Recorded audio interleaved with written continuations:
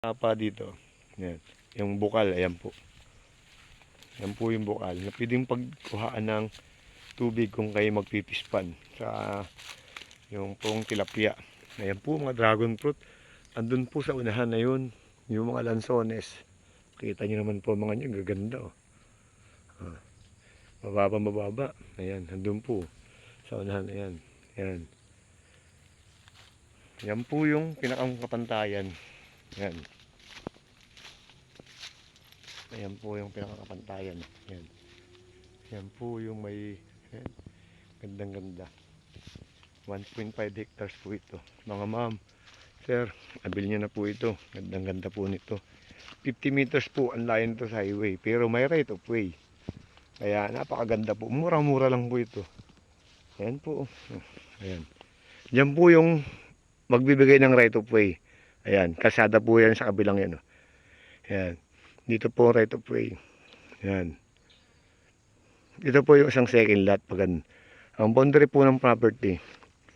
Yung pong mayroong madrikakaw doon. Ayan. Ayan. Sa unahan lang po nitong malaking puno na to. Andun po. Tapos 50 meters po mula doon sa boundary. Kalsada na po yun. Ayan. Kita nyo naman. Gandang-ganda. Daming tangguni, daming lansones, fruit, dragon fruit, rambutan. May mga good lumber po. Ayan Kayo na po ang musga. Kita nyo po sa namumunga pa na nyug. Yan. Panalong-panalo po kayo dito. Mga ma'am at sir. Gandang-ganda. Saka ang ganda rin ito babaeng ano. Ayan. Ayan. Abili nyo na po ma'am. Po mga kasama. Ito po yung 1.5 hectares na kita nyo naman. Ang ganda ng nyug. Sa taas. Mga takaran. Ayan. 1.5 hectares po yan. Ayan yung mga nyuga. Kasama po yan pag ganun. Ayan. 1.5 hectares po ito. Calawag, Quezon. Ayan. May mga lansones po dito. Mga kape. Mga daranghita.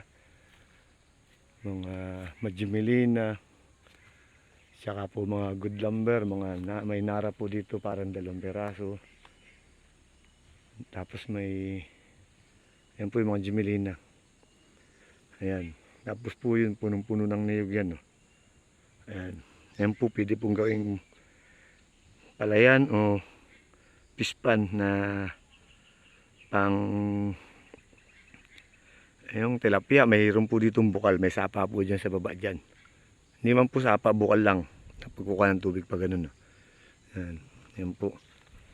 Marami po ditong mga gandang kahoy. Ayan po. Ayan, may ano po, ayun. Yung dragon fruit, ayun. Ayan, dragon fruit pa yan. Ayan, mga dragon fruit po yan. Nandun po yung lansones. Nandun din po.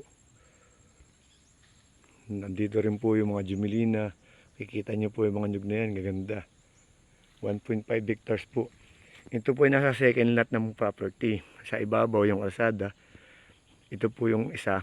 Yung isa pong kalsada. Yung isa pong property na doon sa kabila. Dito po sunod yung property. Pero may right of way po. Mawiling po magbigay yung nasa unahan kasi kasama po namin yun dun sa pag-ahinti nito. Kaya po magbibigay po siya ng right of way. Willing naman po siya magpabayad pero maliit lang po ang bibigyan niya. Kasi kamag-anak din po niya yung may-ari dito Ayan po yung mga nyuga. Ayan. Ayan po yung mga may din po dyan mga good lumber. May mga fruit bearing din po dyan. May rambutan. May daranghita. Ganda po ito para sa mga yung mga maliliit na pamlampong hanap. Nakikita nyo po dahil pong dami pong mga dragon fruit. Ayan. Puro dragon fruit po yan. Namumunga na po yan. Ayan. Ano naman yun? Ayan po. Yan po yung magandang kasama ko. Tibay. Ayan.